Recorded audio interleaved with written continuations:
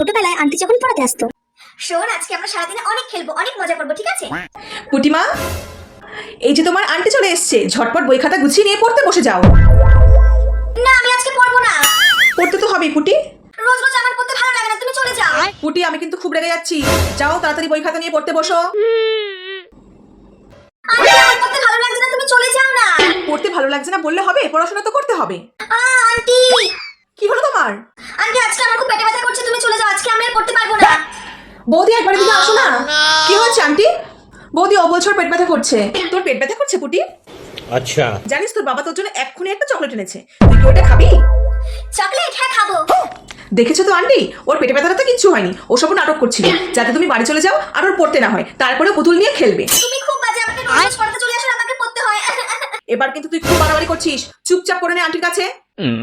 অমন করে না পুটি, তুমি অল্প একটুখানি পড়ে নাও, আমি এক্ষুনি চলে যাবো।